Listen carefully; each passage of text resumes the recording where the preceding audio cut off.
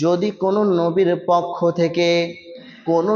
পক্ষ থেকে আত্মসাৎ করার যদি ইচ্ছা হয়, তাহলে তারা আত্মসাৎ করা তাদের কাছে শোভনীয় নয়। তারা আত্মসাৎ করতে পারবে না, তারা আত্মসাৎ করবে না। আর যদি কেউ আত্মসাৎ করে থাকে, কেউ যদি কারো মালকে হরপ করে থাকে, কেউ যদি কোনো মালকে ছিনতাই করে নেয়, কোনো মালকে যদি কেউ কাড়াই করে নেয়, কোনো মানুষ যদি মালকে ছিনতাই করে নেয়, আল্লাহ তাবারক ওয়া তাআলা বলছেন ওদের বিচার হবে সেই জায়গাতে, ওদের বিচার হবে কাল কিয়ামতের দিনে। ওদের বিচার আল্লাহ তাবারক ওয়া তাআলা অবশ্যই অবশ্যই করবেন, কেউ রেহাই পাবে না। আল্লাহ তাবারক ওয়া তাআলা বলছেন সুম্মা ইউওয়াফা কুল্লু নাফসিম মা কাসাবাত ওয়া হুম লা ইউযলামুন। ওই দিবসে সমস্ত মানুষ, যে মানুষ কোনো মালকে হরপ করার চেষ্টা করেছে, ছিনতাই করার চেষ্টা করেছে, সে যদি কোনো মালকে ভক্ষণ করেছে, তো আল্লাহ তাবারক ওয়া তাআলা বলছেন কাল কিয়ামতের দিন ওই মানুষকে ঠিক মতো তার মালকে গুছিয়ে দিতে হবে। আর যারা মালকে নেয়নি, যারা নিয়েছে তাদেরকে দিতে হবে, কোনো তাদের উপায় নেই, তাদেরকে অবশ্যই অবশ্যই দিতে হবে।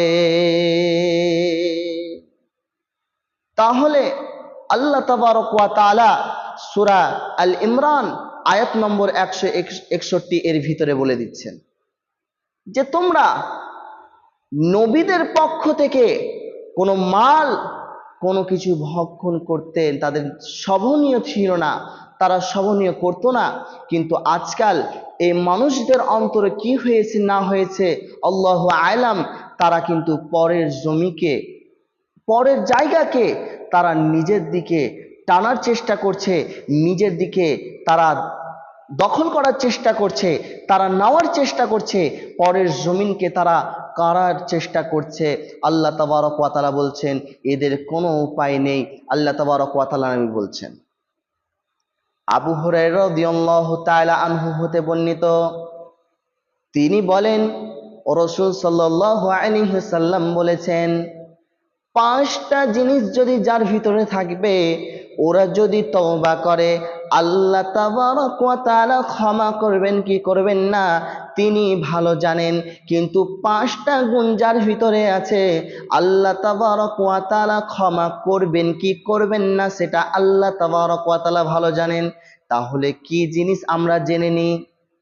প্রথম নম্বর হচ্ছে লা ইয়াজনি জিনা। কোনো মানুষ জিনা করার যদি ইচ্ছা করে, ও জিনা করতে পাবে না, জিনা করতে মোটেই পাবে না। কিন্তু জিনা করার যদি ইচ্ছা করে, তাহলে মুমিন থাকা অবস্থায় যদি জিনা করে, আল্লাহ তাবারক ওয়া তাআলা তার তওবা কবুল করবেন না সেটা আল্লাহ তাবারক ভালো জানেন। তাকে ক্ষমা করবেন কি করবেন না সেটা আল্লাহ তাবারক ওয়া তাআলার কাছে ভালো বিচার আছে। হাইনা ইয়াজনি জিনা, তারা জিনা যদি করতে চায়, আল্লাহ তাবারক ওয়া তাআলা তাদেরকে ক্ষমা করবেন কি করবেন না সেটা আল্লাহ তাবারক ওয়া তাআলা ভালো জানেন। তাহলে প্রথম নম্বর জানতে পারলাম, জিনা করা যদি ইচ্ছা হয় মুমিন থাকা অবস্থায়, তাহলে মুমিন থাকবে না, তারা মুমিন থেকে বয়কট করতে হবে।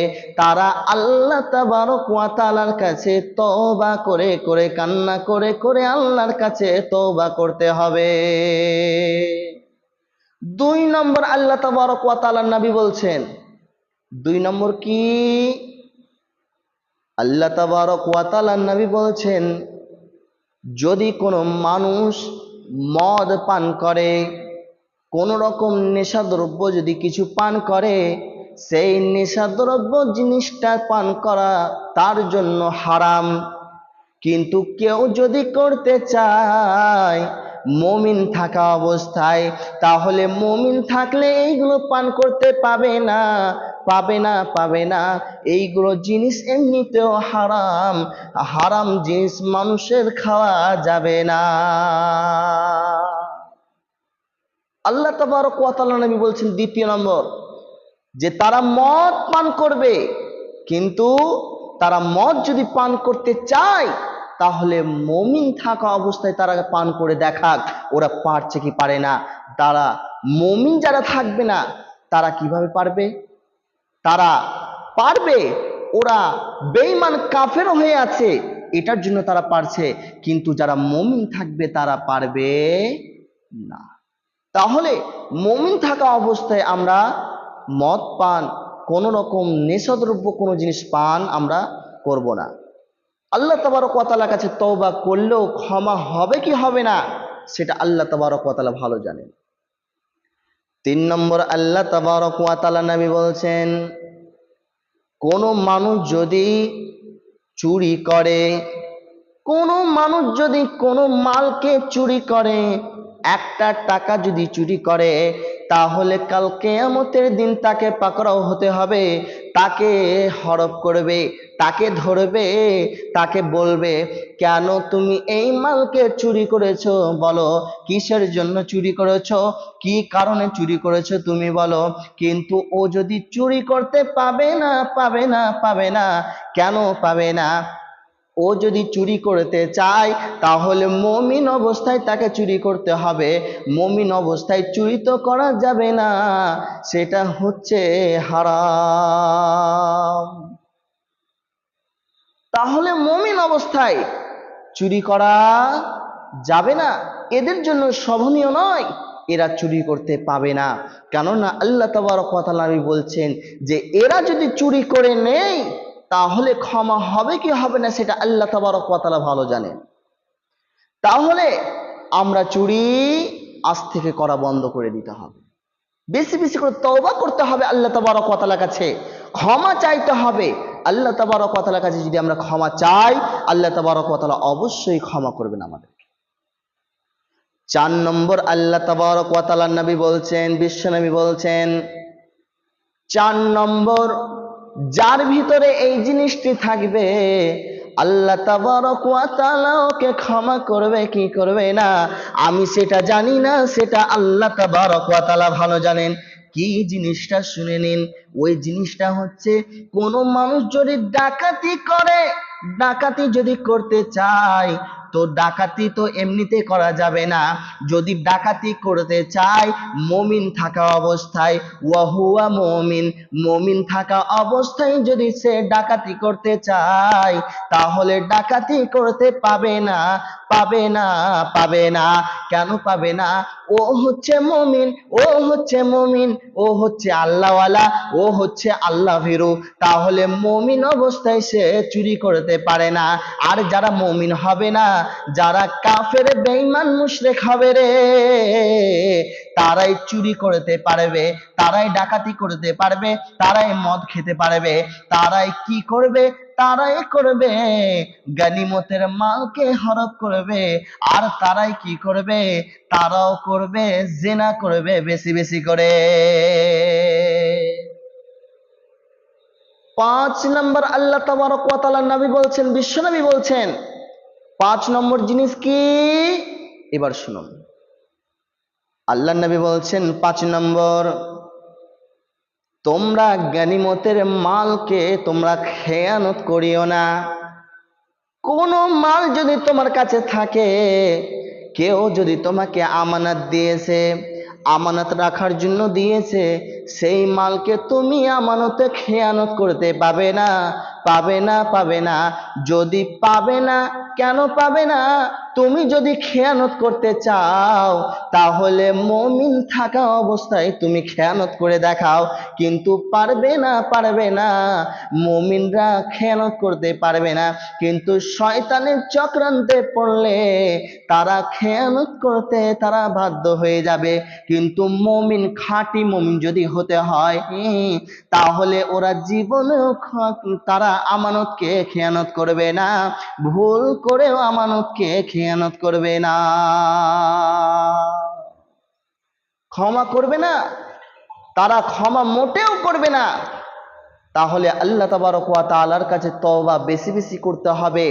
যারা এই 5টা কাজের মধ্যে যারা আক্রান্ত হয়ে আছেন, যারা এই 5টা কাজের মধ্যে লিপ্ত হয়ে আছেন, তারা তওবা করতে হবে, তাদেরকে অনেক করে তওবা করতে হবে, আল্লাহর কাছে কান্না কাটি করে করে চাইতে হবে।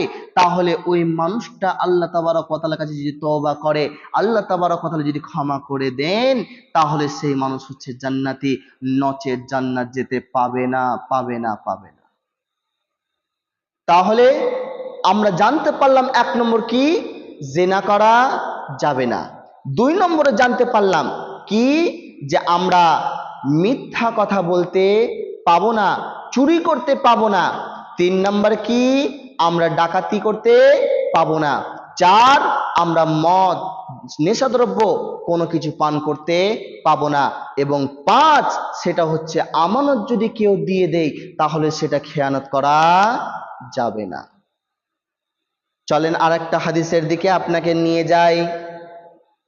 হাদিসের রাবি হচ্ছে, এই হাদিসের রাবি হচ্ছে যায়েদ রাদিয়াল্লাহু তাআলা আনহু বলেন, বিশ্বনবী জনাব মুহাম্মদুর রাসূলুল্লাহ সাল্লাল্লাহু আলাইহি ওয়াসাল্লাম বলছেন, কোন মানুষ যদি কারো আমানত নিয়ে থাকো, কোন মানুষ কারো যদি আমানত নিয়ে থাকো, তাহলে তাকে ঠিক সময় তাকে আমানত বুঝিয়ে দাও, তাকে আমানতটা ঠিক সময় তুমি বুঝিয়ে দিয়ে দাও। আমানত বুঝিয়ে দিতে হবে। কেন? আপনি আমানত যখন রেখেছেন, আপনাকে আমানতটা বুঝিয়ে দিতে হবে। চলেন, কেউ যদি আমানত আপনার সঙ্গে খেয়ানত করেছেন, তাই কি আপনাকেও তার সঙ্গে খেয়ানত করতে হবে? জি না, আপনি করতে পাবেন না।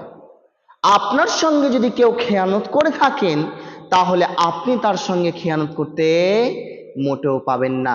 তাহলে এই হাদিস দ্বারা বোঝা যায় যে আমরা কারো যদি আমানত নিয়ে থাকি, তাহলে সেটা আমরা তার আমানত ঠিক সময় তাকে বুঝিয়ে দিয়ে দিব। এবং খেয়ানত যদি কেউ আমার সঙ্গে করে থাকে, তাহলে তার সঙ্গে আমি খেয়ানত করতে পারি না। বড় একটা হাদিস আপনাকে শোনাই, যে হাদিসের মধ্যে আপনি অনেক কিছু বুঝতে পারবেন, যে পরের মালকে ভক্ষণ করা, পরের মালকে ডাকাতি করা, পরের মালকে ছিনতাই করা কত বড় কষ্টের কাজ, আপনি এই হাদিসের মধ্যে বুঝতে পারবেন। তার আগে একটা ছোট হাদিস আপনাকে বলি। আবু হুরায়রা রাদিয়াল্লাহু তাআলা আনহু বলেন, রাসূল সাল্লাল্লাহু আলাইহি সাল্লাম বলেছেন, যেই ব্যক্তির ভিতরে এই 3টি যার ভিতরে কাজ নেই, সে হচ্ছে মুনাফিক। যার ভিতরে এই 3টি কাজ যার ভিতরে নেই, সে হচ্ছে মুনাফিক, সে হচ্ছে মুনাফিক, সে হচ্ছে মুনাফিক। তাহলে কে সে ব্যক্তি? আল্লাহ তাবারক ওয়া তাআলার নবী বলছেন, ওই মানুষটাকে রে, কে ওই মানুষটাকে, ওই মানুষটা হচ্ছে যে কথার বলার মাধ্যম দিয়ে মিথ্যা কথা প্রহার করে, মিথ্যা কথা বারবার বের করে, মিথ্যা কথা বলে বলে তার অভ্যাস হয়ে গেছে, ওর জন্য সে মুমিন হতে পারবে না, ও হচ্ছে মুনাফিক রে, ও হচ্ছে মুনাফিক। ও কোনোদিন জান্নাত যেতে পাবে না। জান্নাত যাবে তাহলে আল্লাহ তাকে জান্নাত দেবে কি জাহান্নাম দেবে, সেটা আল্লাহ তাবারক ওয়া তাআলা ভালো জানেন। কিন্তু এটা কথা মনে রাখবেন, মুনাফিকের লক্ষণ হচ্ছে সে কথায় কথায় মিথ্যা কথা বলবে, মিথ্যা কথা ছাড়া আর সত্যি কথা বলবে না। 1 নম্বর হলো। 2 নম্বর আল্লাহ নবী সাল্লাল্লাহু আলাইহি সাল্লাম বলছেন, 2 নম্বর কি?